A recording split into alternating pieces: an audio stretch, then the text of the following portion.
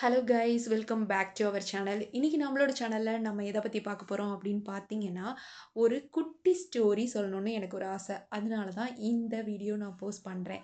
ஒரு பெரிய ராஜ்யம்.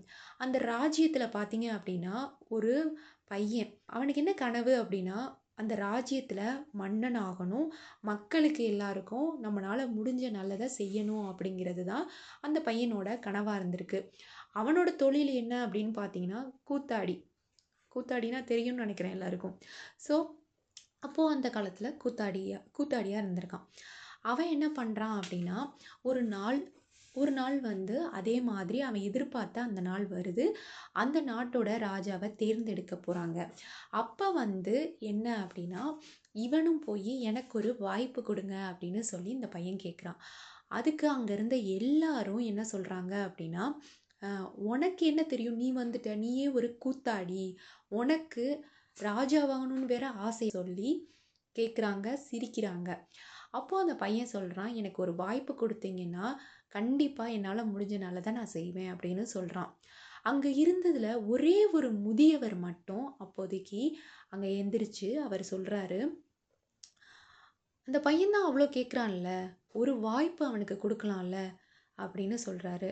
அவனுக்கே ஒன்றும் தெரியாது, நீங்கள் அவனுக்கு போய் சப்போர்ட் பண்ணுறீங்க அப்படின்னு சொல்லி கேட்க.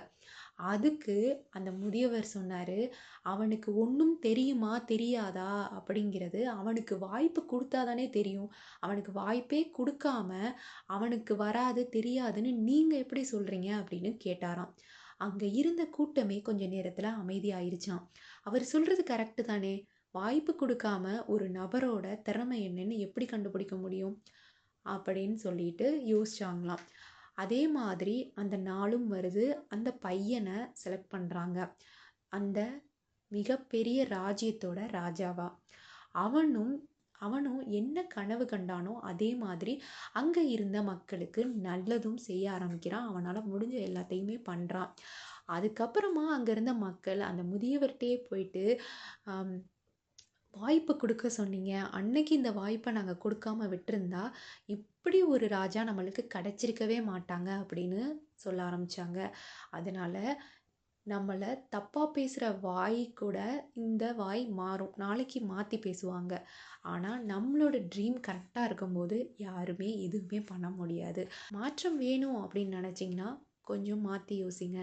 இந்த ஸ்டோரி கண்டிப்பாக நான் யாரை வச்சு இந்த ஸ்டோரி சொன்னேன் அப்படின்னு யாருக்காவது தெரிஞ்சதுன்னா கண்டிப்பாக கமெண்ட் பண்ணுங்கள். ஓகே, தேங்க்யூ ஃபார் வாட்சிங் this video guys. Take care, bye.